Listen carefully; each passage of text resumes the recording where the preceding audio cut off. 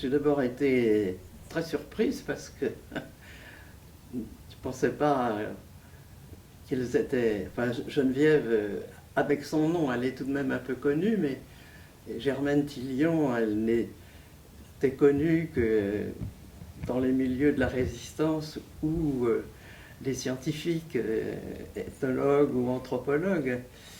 Alors, bon, j'ai été surprise et au premier abord, je me suis dit, mais mon Dieu, elles sont tellement bien maintenant au repos, chacune dans son petit cimetière. Pourquoi est-ce qu'on va les déranger? C'est d'abord des femmes qui ne pouvaient pas supporter la souffrance d'autrui.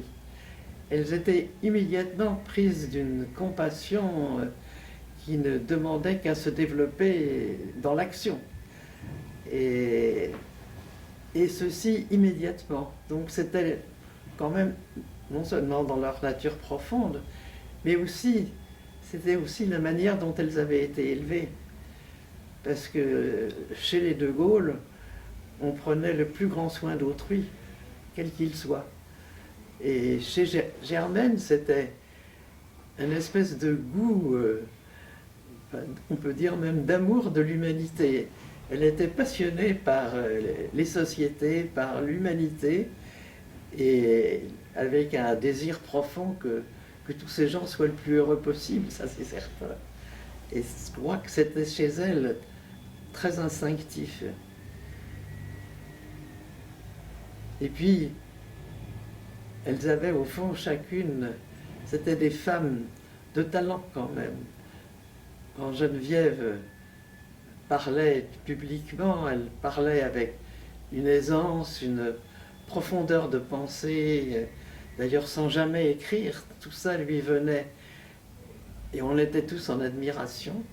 D'ailleurs, c'est deux femmes que nous avons toujours élues dans nos instances comme présidentes parce qu'on les sentait absolument sûres et fiables. Ça, c'est certainement très important de montrer à toute la nation que les femmes peuvent rendre service à la nation comme les hommes. Parce que chez Germaine et Geneviève étaient extrêmement patriotes, c'était des femmes qui aimaient leur pays. D'ailleurs, toutes les déportées étaient, pour elles, la France, c'était presque une personne. Ben oui, il va falloir changer les lettres sur le fronton du Panthéon.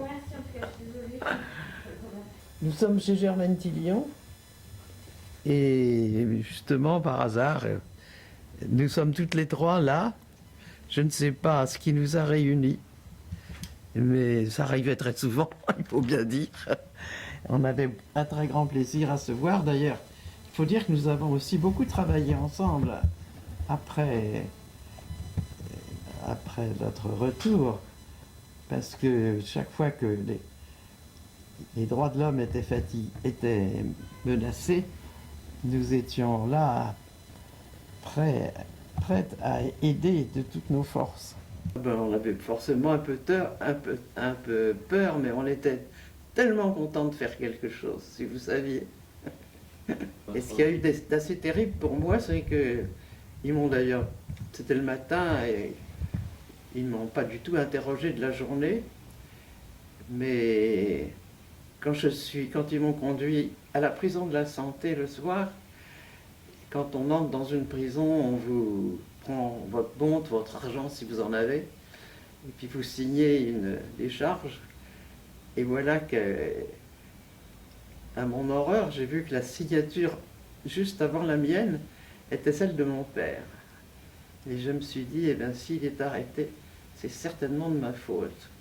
Et là, j'ai passé 1 an de prison transféré après dans banlieue, où j'ai craint tous les jours, que la porte s'ouvre et que un gardien me dise « Vous avez 5 minutes pour voir votre père » parce qu'il allait être fusillé. Parce que j'avais vu ça autour de moi dans d'autres cellules de la prison.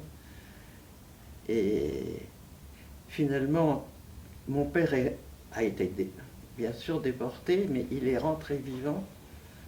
Et j'ai su là qu'il avait, de son côté, adhéré au même groupe que moi, comme boîte aux lettres. Mais il ne m'avait rien dit, de même que moi, je lui avais rien dit non plus, parce qu'il s'agissait de se taire à cette époque. L'arrivée dans tous les camps, c'était le même schéma. Parce qu'il faut savoir que tous ces camps de concentration avaient été créés les uns après les autres dès l'arrivée d'Hitler au pouvoir, c'est-à-dire en 1933. Et ils avaient été pensés, imaginés, organisés de la façon aussi minutieuse que possible, comme les Allemands savent travailler, si on peut dire.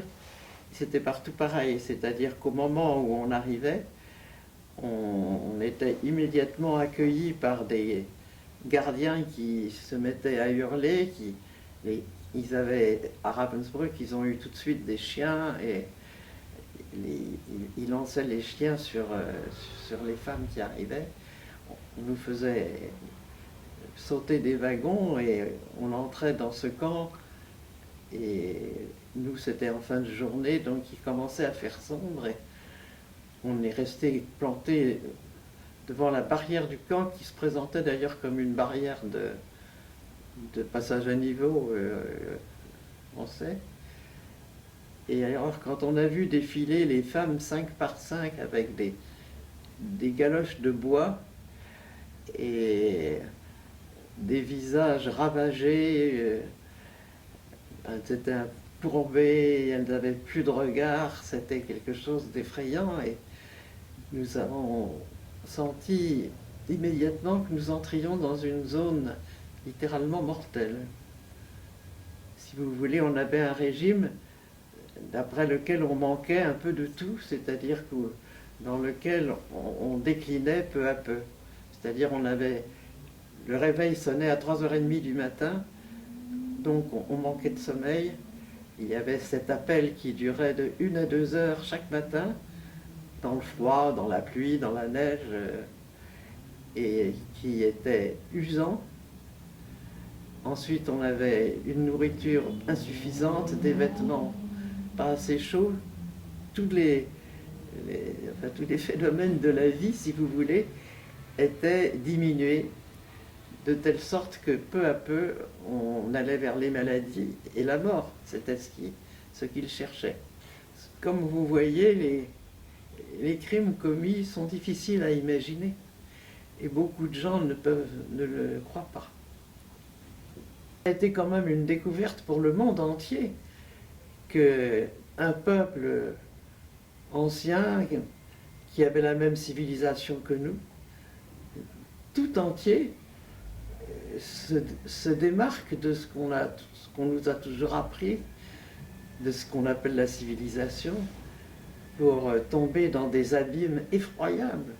Vous pensez que les familles et des millions donc de familles juives ont été massacrées.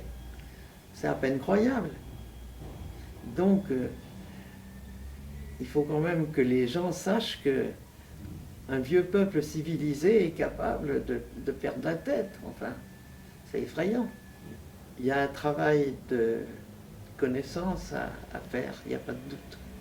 Mais je reconnais que la situation aujourd'hui est assez différente et que même un gouvernement courageux et qui voudrait protéger ce pays, il a de la peine parce qu'il cherche quand même à protéger la France, mais ils ont de la peine à trouver une solution parce que la situation est très complexe, très avancée sur la route du mal. Et moi, je veux continuer à espérer parce que l'espérance, c'est ce qui fait vivre l'humanité.